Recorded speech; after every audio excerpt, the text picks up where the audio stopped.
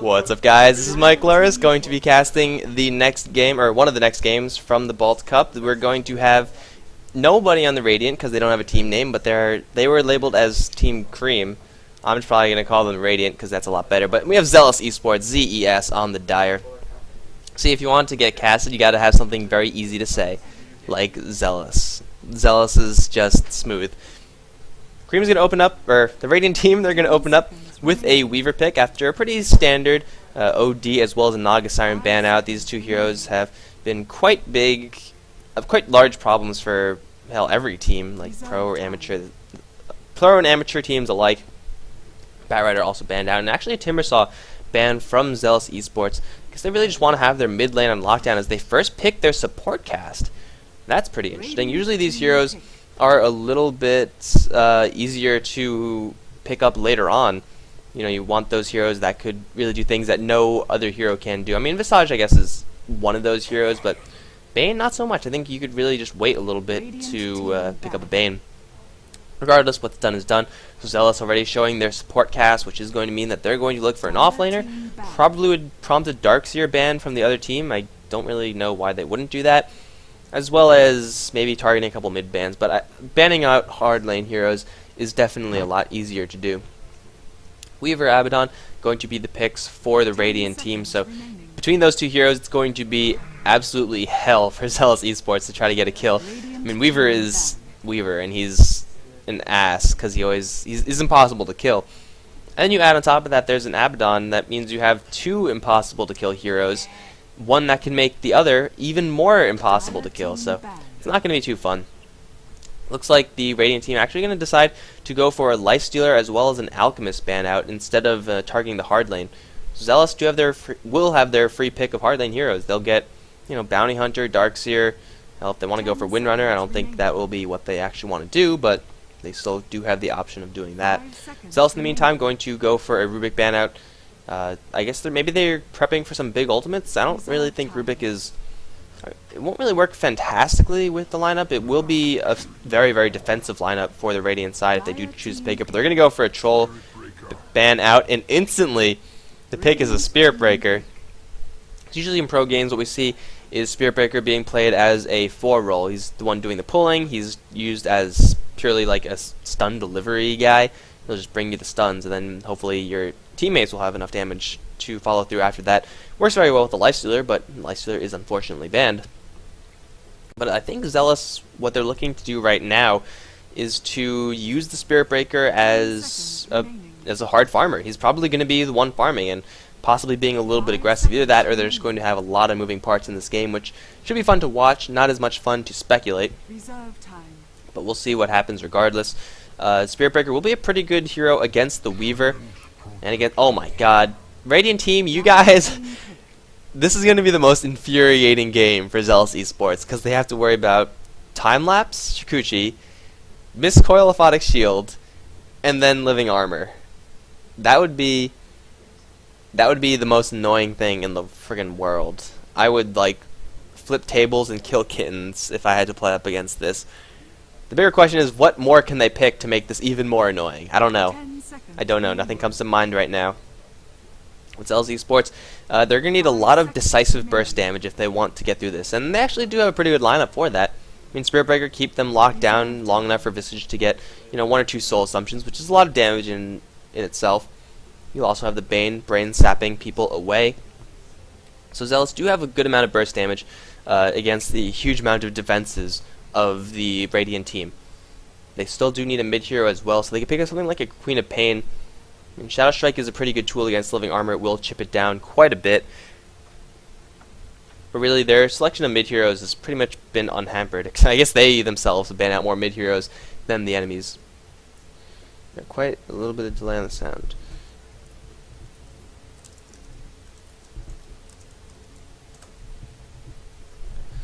Zealous eSports can take their time with their 4th pickup.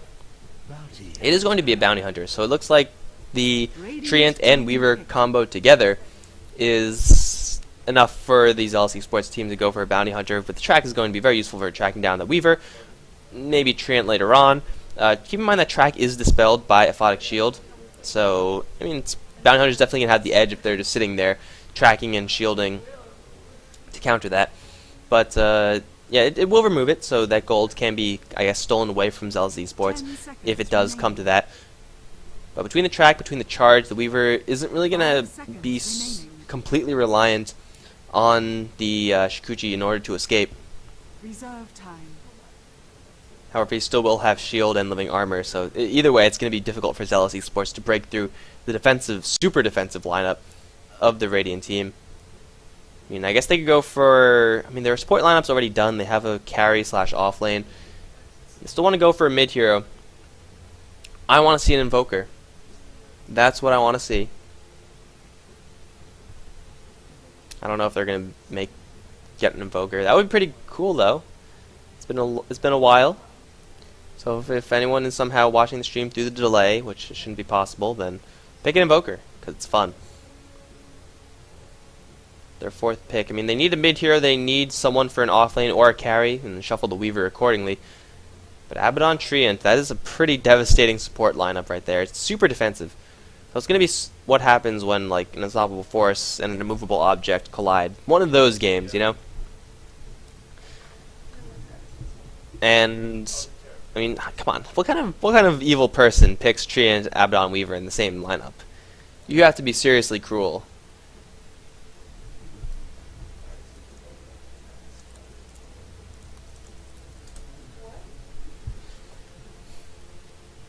And they're just taking their time as well, so could be anything. It's gonna be the Puck, so a pretty defensive mid hero as well. I mean, he has the phase shift, which should be pretty good against Spirit Breaker. If he's not gonna get charged, or he shouldn't get charged. Of course, if he does use the phase shift to dodge a charge, he will have to worry about Nether Strike, Soul Assumption, Fiend's Grip, all that bad stuff. But the Puck will. This lineup is just so elusive, so defensive. It's insane. It's going to be really up to Zealous eSports to not get kited and hopefully just kill people one at a time. And if they let anyone walk away, then they're going to come back with a lot of HP and a lot more. I mean, they have like their certain amount of HP pool and their armor and everything, but then they have the fact that they have so much evasion and invisibility and shielding and armor and stuff like that, living armor. It's going to be so annoying for Zealous eSports. It's going to be annoying to watch as well.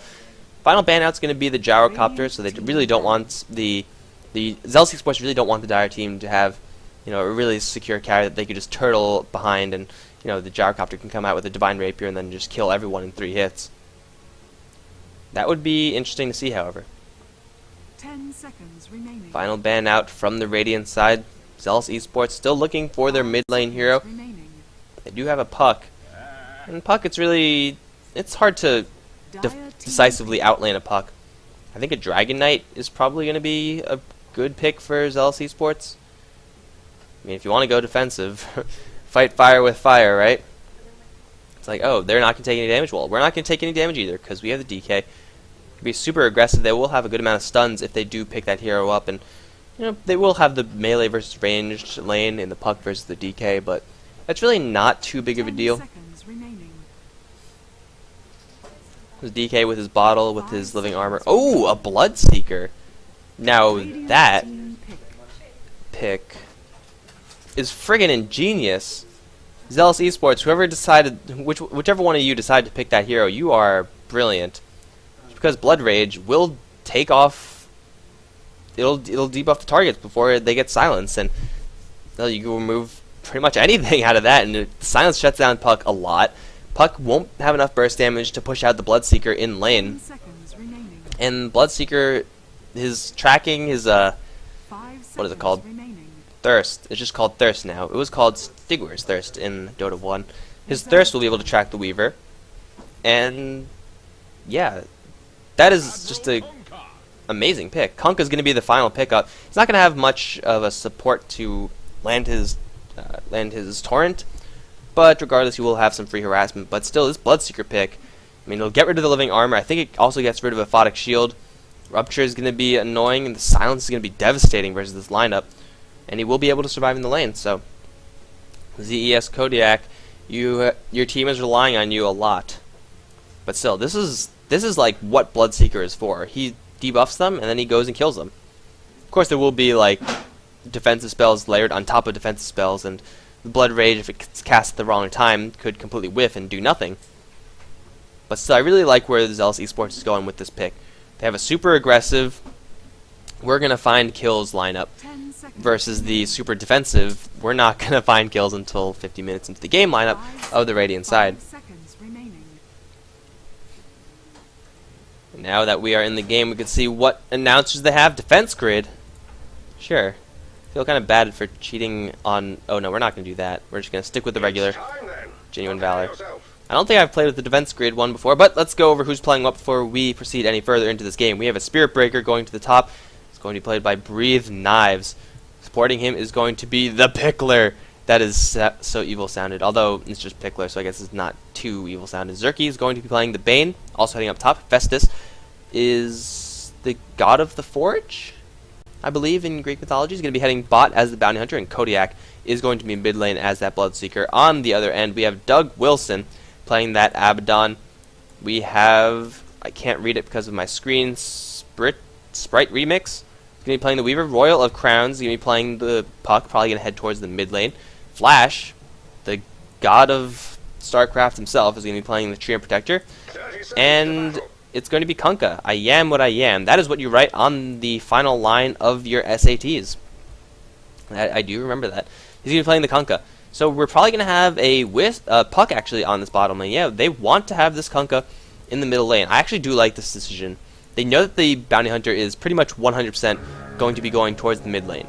And Puck isn't really a hero that could poke him out of the lane. I mean, he will take quite a bit of retaliation damage from the harassment, but Kunkka with that Tidebringer plus the Torrent, that'll do some pretty good work against this Bloodseeker. But again, a lot of it is going to come down to, can this Bloodseeker actually find the last hits through the extra damage of the Tidebringer? If he can, the lane should go to him. If he can't, well, then we'll see what happens. We might actually have some dual lanes. Flash is just chilling right now. He has double damage, which is great. I mean, he has a lot of damage. He's not going to hit anything because he's a melee hero. We're going to watch this middle lane for just a little bit, see how the initial wave of last hitting goes, and hopefully that'll set a precedent for everyone to assume in their minds for the rest of this laning phase. Looks like Kodiak is doing decently enough, and yeah, I think this is pretty much going to be the status quo of this lane. Bottom lane is going to be Royal of Crowns on Puck versus Hephaestus. This Bounty Hunter should not have too many problems with this at all. Royal of Crowns will have the ability to harass, but once the poor man's shield gets picked up on the Bounty Hunter, he could be super aggressive on the Puck, and he's going to be getting his levels just as quickly as Royal Crown, although he's going to be slowed down just a little bit. Top lane, it is going to be a tri-lane, going up against the Weaver. Meanwhile, a mile south of the Weaver, we have Doug Wilson just chilling. Can't really do much to really help out this Weaver in this lane, being a melee support hero. Fortunately, though, for this Weaver is that there is only one stun on this lane, one, for sure stun. The burst damage is pretty high with Soul Assumption that is already picked up, as well as Brain Sap, which I'm sure will eventually be picked up by Zerky. So this Weaver will have to worry about his very, very low HP pool, but I mean, he has Shikuchi, and there's only one stun in the Charged Darkness, so he will be able to function, albeit barely, unless he gets hit like this. He's going to Shikuchi away, but this is now their time to strike. Shikuchi is down. Now's the time to go kill him, because the Shikuchi, level 1, has a very, very high cooldown. At least it feels like a really, really high cooldown. But it looks like they're just content with splitting the experience between these heroes. Weaver has 6 CS, whereas the Spirit Breaker has 8, so yeah, lane is going pretty much even. Ah, the X Factor, that is what I forgot in this mid lane.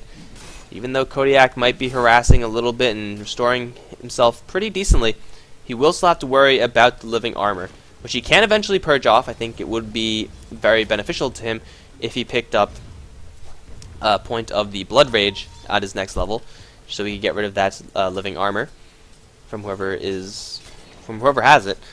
We'll see if he does. Now he's actually going to go for more Thirst. Meantime, Invisibility Rune secured for the Kunkka. Can't really do too much with that. Kodiak actually trying to pressure the Treant Protector a little bit, who looks like he's just jungling. Treant doesn't have the fastest jungle in the world, so I don't really think that's going to be too great. He's mostly been pulling this, killing the easy camp, stacking the hard camp. Probably for Kunkka to just Torrent Tidebringer it down. Top lane, Breathing Knives, taking a lot of aggro from the creeps, dropping down extraordinarily low. Does he have a salve? Yes, he does have a salve. Passed to him from the Visage. There's so many things happening. Got to keep my eyes everywhere at the same time. and I'm probably going to miss first blood. But that's not going to happen because I never miss first blood. Weaver just playing more games with the enemy team. Just got to wait for this Spirit Breaker to finally say enough is enough and then start diving with that Charge of Darkness. But in the meantime, looks like the bottom lane Puck is actually going to be the one leading as far as the gold per minute is concerned. Bloodseeker not too far behind. Looks like the Kunkka is doing as much harassment as he can, but in the end, it's not really accounting for all too much. And well, this Treant Protector's got to watch out because once Kodiak hits level 6, the Thirst is going to give him free vision. He will be able to Blood Rage out the armor, then dive straight for that kill. So Treant Protector's got to watch his HP pool. He's going to be going into a more secure support role, not clearing the easy camps as much as just probably stacking and pulling. He can give a little bit of help to Royal Crowns on this bottom lane with his momentum. He's actually doing very, very well against Bounty Hunter. Kind of to be expected. Hephaestus can be super aggressive against this Puck in normal situations, but with the living armor on the Puck, it makes it very, very difficult for the Bounty Hunter to actually do that successfully. Mid lane though, Kodiak slowly starting to creep towards that level 6 mark. Kind of surprisingly, no mana being spent on this top lane. They could go for aggression on this Weaver, although with the Abaddon right behind them. Actually, they could go for aggression on this Abaddon. That would be so much easier. Just charge him, brain sap that guy, and then just kill him. Not too hard, right? But they're being rather passive on this top lane. I think they're being a little bit too passive on this top lane. They went for it, but a little bit too late.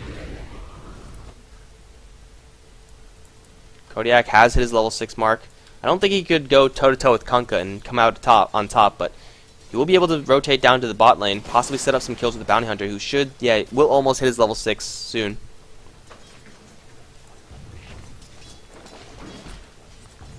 Harassment on the top lane, just being traded back and forth. In the meantime, Hephaestus still not yet as level 6. Puck does have his level 6, however, so that can be kill. That's pretty much in the kill threshold.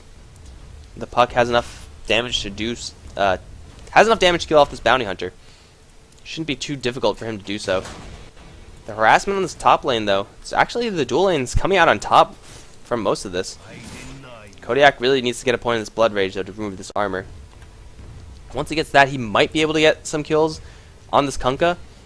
He will need support from someone, though. They have a Space Cow, so it shouldn't be too hard to imagine support coming in.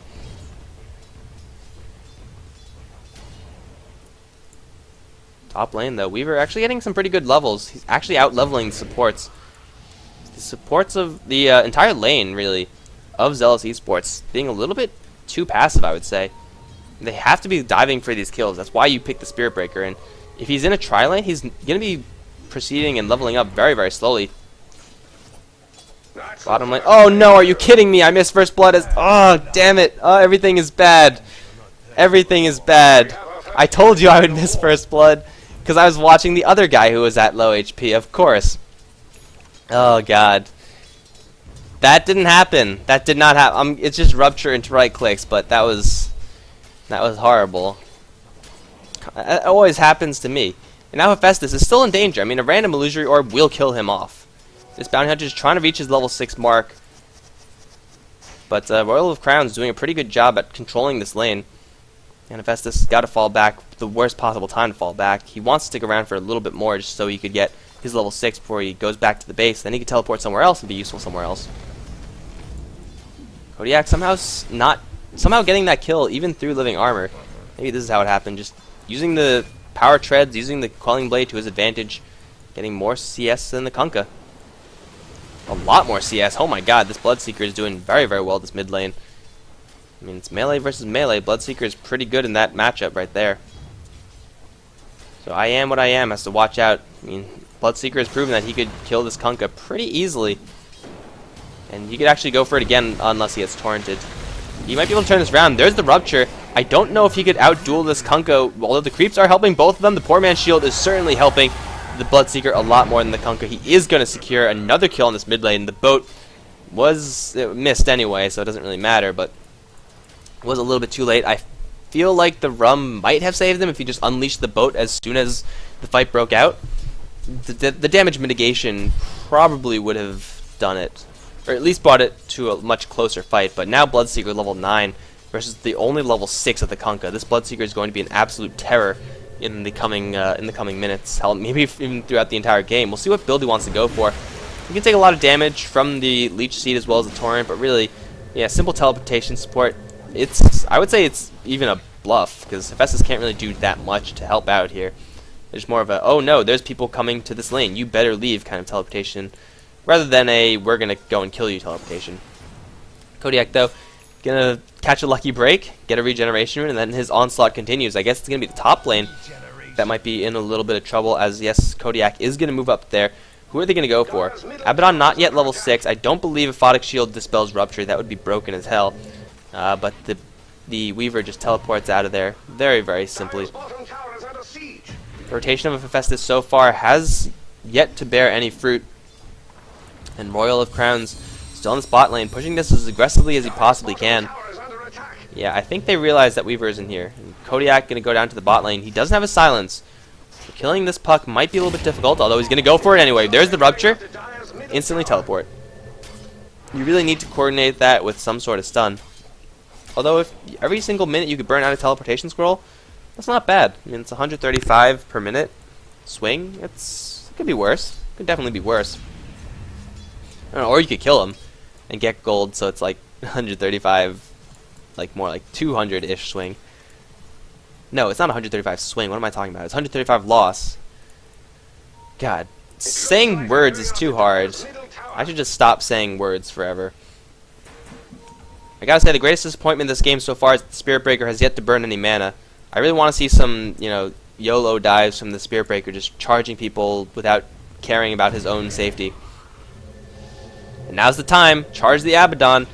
Man, they could have killed this Abaddon like 3 times by now. Just charge at him. Yes, he has a Aphotic Shield, but he can't miscoil himself. And Borrowed Time, not up yet. They're instead going to get hit by a Torrent. Oh, the Torrent just barely missing. Here comes the boat. No, I thought I heard a boat. Lose your orb, going to fly through, and the 3 heroes in the top lane going to fall back. Bounty Hunter's got to start tracking people. Here comes Kodiak. Does finally have 1 point in silence. Silence most likely is going to be slapped onto the puck, although putting it on the Abaddon shouldn't be too bad. Oh shit, Dota TV. I forgot I was actually in that. I'm sorry. I didn't set any of that up. I don't know how I would do that. Oh, Nightmare onto the Weaver.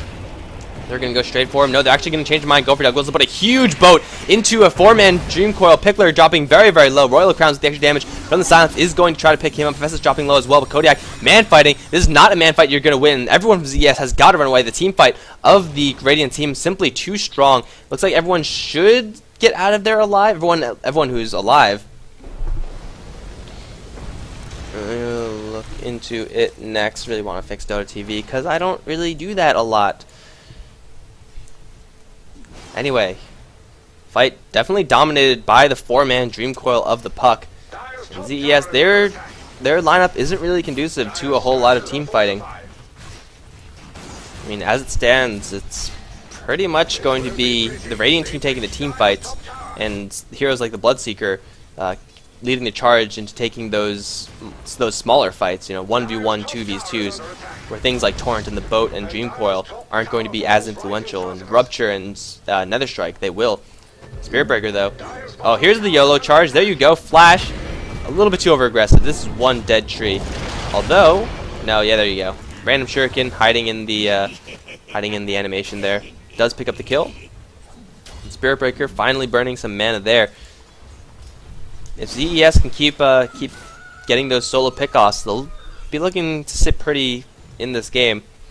The more team fights they take, the more advantage is going to go towards the Radiant team, just because of the heroes that they picked up. The Treant Protector wasn't even in that fight, and they still won it in a very, very convincing fashion. Gold earned is favored towards the Radiant. Experience going the same way. Not surprising after a fight like that, finding 2 kills for free. And I don't think ZES, they definitely didn't get any track kills because they didn't get any kills.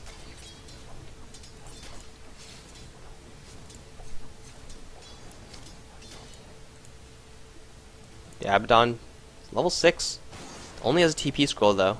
It's a problem with running dual lanes on the hard lane. You don't get much, although there it is, Poots and everything, there you go. Thought he had a little bit more, but, I mean, he was pretty broke. He has 1 creep kill and 1 assist. It's not too much gold. Kodiak does spot out someone who's going to be, it is going to be purple. He knows he's there. A Rupture Cast will kill him off, but there's a lot to run through if he wants to get there. He has to worry about this. He's going to go for it. This Bloodseeker is going to go straight for the throat. Rupture into death. And now Kodiak has got to watch out. Dream Coil, Miscoil, any sort of coils? No, Silence on the Royal Crowns. They're going to go deep for this one. Shuriken Toss is going to hit, but it's only a level 1 toss. And now Doug Wilson, stuck in the trees, does have the living armor on him. And the charge looks like it does get cancelled. Weaver, in the meantime, picking up the bottom lane tier 1 tower. Is going to be a trade. I mean, they got the Kunkka, which is fantastic, but losing a tower for that, I'm not too sure if that's worth it. I mean, Spirit Breaker actually going to go for a defensive Helm of the Dominator as opposed to Mask of Madness. When you get a Mask of Death that early, you are kind of expected to go for a Mask of Madness on Spirit Breaker. That's just like the standard thing to do. This is going to help him a lot against the Puck. Not against the Puck, but against the Weaver and the Kunkka. That armor definitely going to help out a lot. But he's going super defensive. This Spirit Breaker in general, a little bit too defensive for my taste. When you pick up this hero, you really want him to set the pace of the game. You want the enemies to be shaking in their boots constantly with the threat of a Charge of Darkness.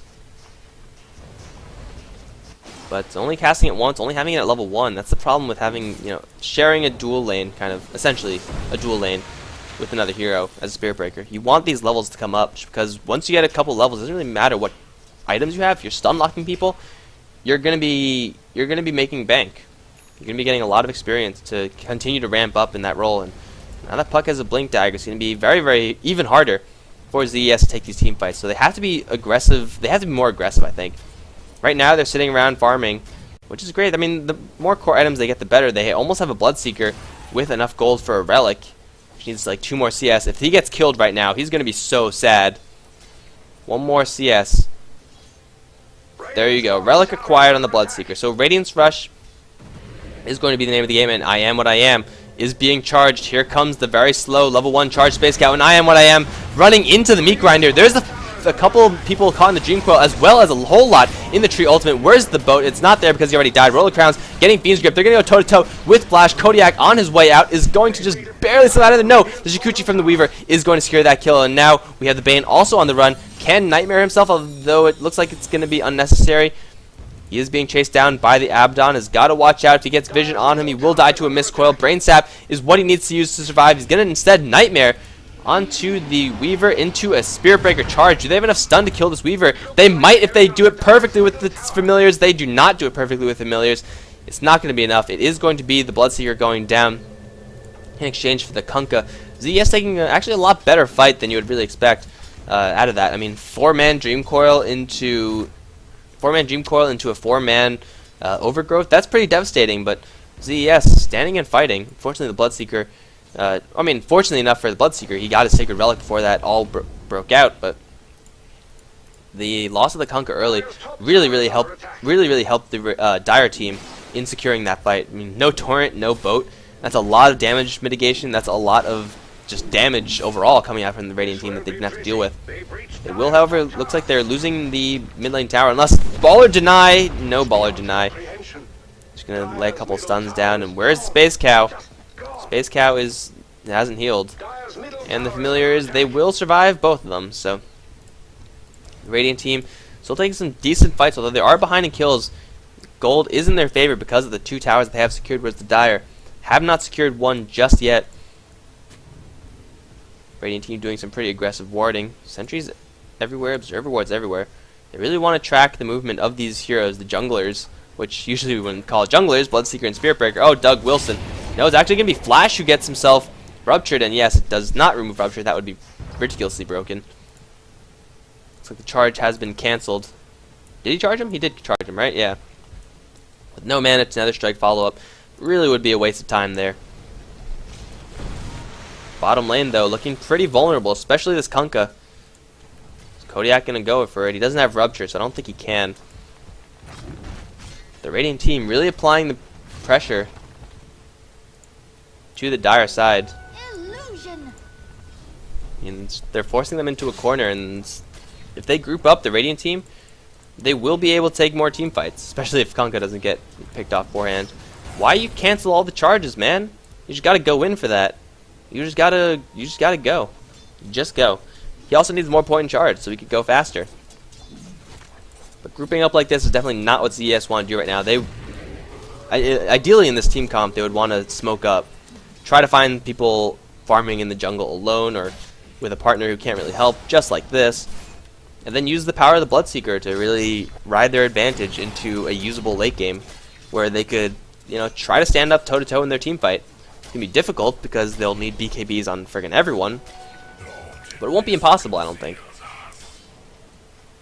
Kodiak almost does have his Radiance completed. Just going to have to fly it out in a little bit. Once again, I think ZES playing a little bit too passively. The Radiant, I mean, they have the team fight. They could wait all day.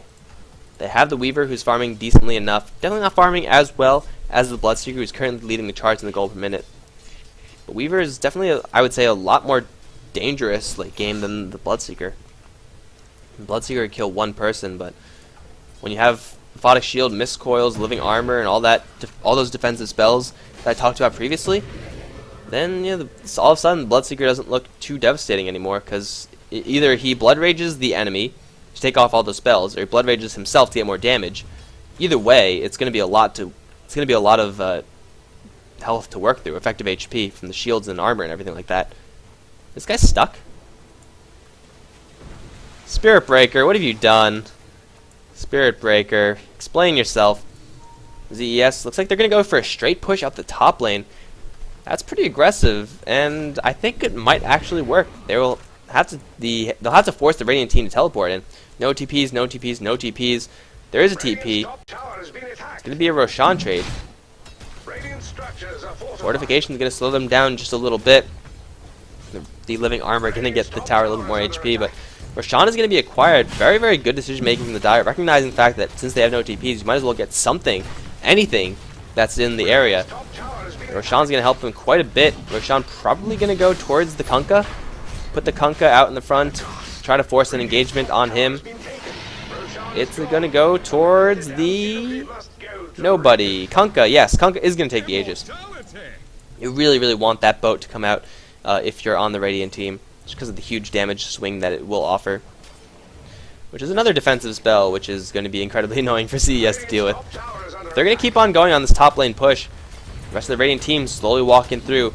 They have to worry about a Puck blinking in. Let's all eyes on Puck. Let's see if this Dream Coil is going to be worth it. He can catch 3-4 right now. There's the 4-man coil into a silence. Kodiak is going to try to turn around for this one, but he's going to take a boat straight to the face. There goes the Bloodseeker immediately. Flash is going to get Fiend's Grip, but he's going to get that canceled by Aphotic Shield. Pickler in the back, going to get chased down by the Weaver. He's going to get brought down as well. So we're 3 down from ZES. Another blink forward. And an orb is going to secure the 4th, and ZES get almost completely wiped. One familiar going down as well. Tower in deny range, it looks like. Yes, perfectly in deny range. They can't deny that if they want to, but it looks like instead they're out for blood. They're going to push this in. And what do you know? The team fight from the Radiant coming in, and just in the nick of time. Puck with the Blink Dagger opening up a perfect fight for the Radiant. I mean, 4-man silence into a 4-man coil. Pretty much doesn't get any better than that. I guess it does, technically. You get 5 people instead of 4, but once that happened, the boat came in, it was all over for ZES. ZES have to, at any cost, avoid these fights. Because they can't do these fights properly until they get BKBs. And let's do a quick BKB progress check. We got Armlet going up, we got nothing, we have a BKB going up, which is not bad, but it might be a little bit too late. Unless especially if they get engaged upon again right now. The Radiant team, do they have their ultimates? Yes, there is a boat, there is a Dream Coil. They don't have any vision though, they really need a ward on this high ground, and the Dire now do have that vision advantage. Dream Protector looking for a couple to overgrow, and he's going to walk straight in. He's only going to get 1, actually. This could be disastrous. Flash going to go down in an instant. Dream Coil onto 2 is going to do a little bit of damage, but here comes the boat. Going to apply the damage debuff to a whole bunch of the heroes. Kodiak going to take a boat straight to the face as well as the Bane, and now they're going to go straight for the chase. Bane is going to Fiend's Grip someone once again. The charge is going to come through, but there's not enough HP on the Spirit Breaker to actually stick and fight. The Weaver is still very, very healthy. Going to chase down the Bounty Hunter. Going to chase down the Spirit Breaker. Can he? Go get him. I want to see YOLO dives, and that's exactly what I'm going to get. There you go. Now Kunkka gonna be forced to burn the Aegis, but it's no big deal because the Abaddon got out with 21 HP, and the Weaver got more and more kills. That is gonna give him enough money for his Lincoln Sphere. He might even be able to take down this tower. Yeah, I think he should be able to take down this tower as well. And another devastating team fight taken by the Radiant. The Dire really have to stop doing this. I mean, they have the heroes that are perfect for single pickoffs, but the Radiant are doing a smart thing and grouping up, pushing as 5. And even though they're getting stunned decently by the Spirit Breaker and, you know, getting gripped and stuff like that, it's just not, there's not enough team fight on the ZES side. They really passed their window of being super aggressive, and I mean, they might be able to pick up a kill on his Weaver until like living armor and everything under the sun comes out. There's last minute fortification and charge still happening. Here it comes, Space Cow from hell. Let's see how much damage he could do. Fiend's Grip, no Fiend's Grip, instantly into the time lapse, and there's no silence. Kodiak, what you doing, Kodiak? You silenced that Weaver, man. Although I don't think he was in range, so fair enough. Top tower at least is going to be denied. Should be denied. Yes, backdoor protection kicking in just in the last moment to prevent that Treant Protector illusion from killing it.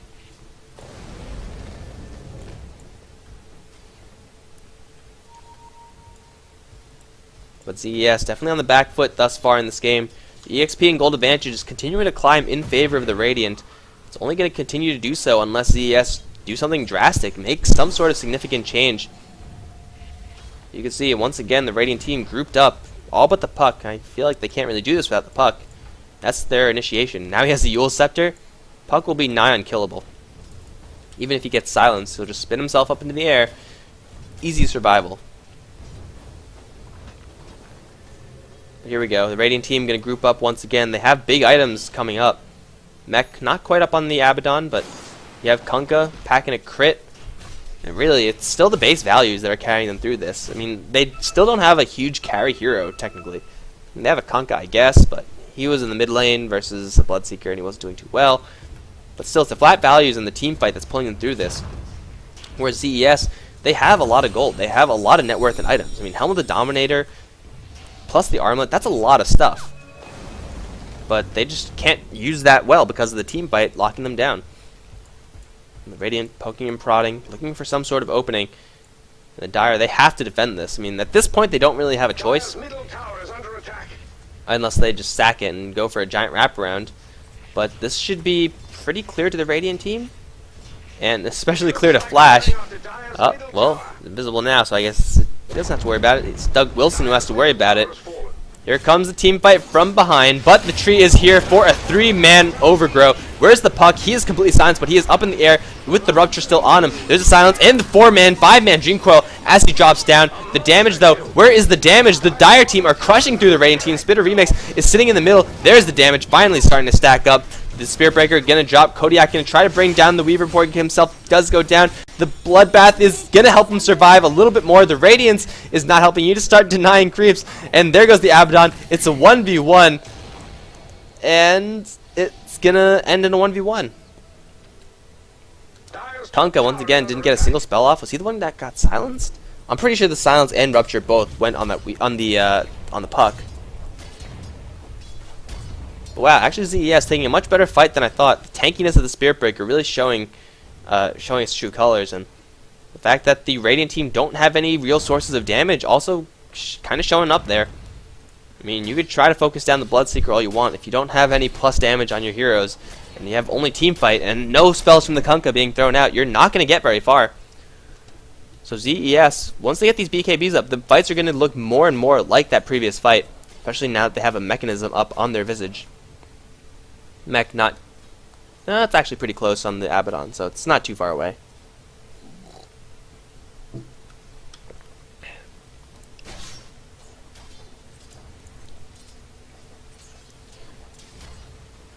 So decent team fight from the Dire. Let's see if they can continue to do that. I don't know if there was the element of surprise. I mean, they got the team fight opened up on them by with a 3-man overgrowth. That's pretty much disaster. If you have any team fight that you start, if any team fight that you want to start on your terms is started by the enemy using an overgrowth on 3 of your heroes. But Radiance Burn plus Bloodbath, I mean, that's a lot of health that's going into the Bloodseeker. Looks like the Radiant, though, aren't deterred at all. There's the damage they need. They have crit on the Kunkka, which may or may not do a lot of damage, but the Desolator on the Weaver, who has been shown to live through all of these fights, then that is going to be a lot of damage output. Will it be enough damage output to crack the ZES team? I think it might, especially if they keep taking these great fights with the Puck landing Dream Coil on everyone, with Flash landing his Overgrowth on everyone. Once you have this plus damage on the Weaver, things get very, very different.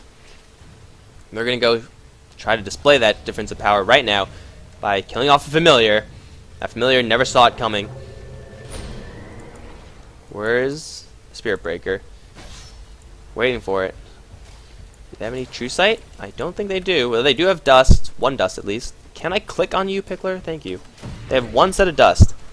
But Flash is going in. Here's the Overgrowth. It's going to catch only 2. Not too bad, but the boat's going to come in as well as the Dream Coil. This time onto 3. The Weaver sitting and is not taking a single point in damage. He's going to focus down Kodiak immediately. Now he's going to focus on the Bane. He gets cycled up into the air. He's instead going to change his focus onto the Spirit Breaker. He's on the way out. The Bounty Hunter also trying to leave, but he can't leave. Zerky trying to leave as well, and everyone from ZES getting hunted down and killed one at a time. Even the Familiars are not safe from this onslaught. Pickler in the back cannot do anything, and the Courier even getting sniped off.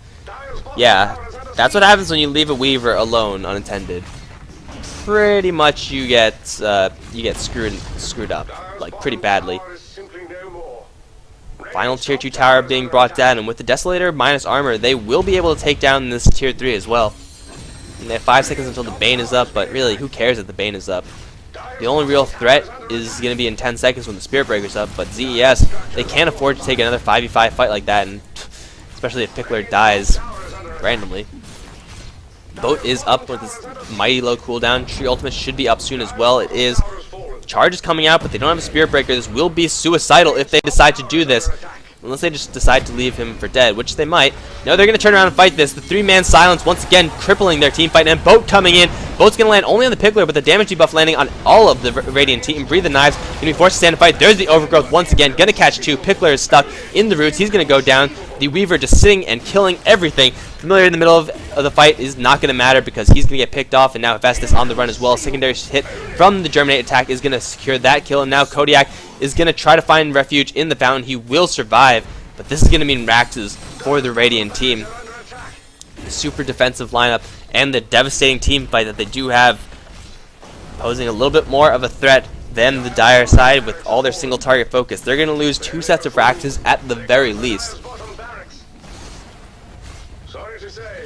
And I think that it is impossible for ZES to come back from losing 2 Raxes. They could take a decent team fight still, but Dream Coil wasn't even using that secondary team fight, and now the Dream Coil is back up. They will have the Tree Ult in 20 seconds. Boat is back up. Boat has an obnoxiously low cooldown. It's pretty insane. I mean, it's hard to land and everything, but still. Charge is going to come in. We have a silence on the Kunkka. He's going to get Rupture as well.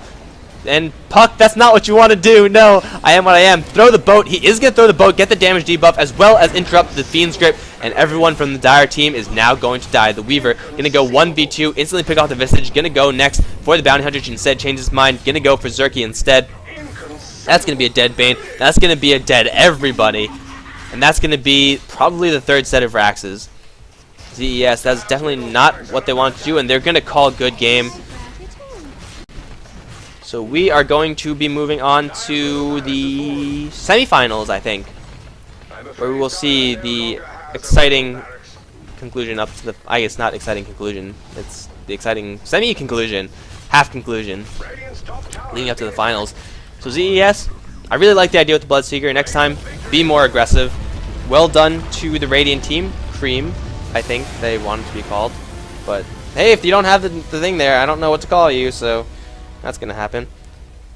Thanks for watching, guys. Hope you enjoyed it. GG.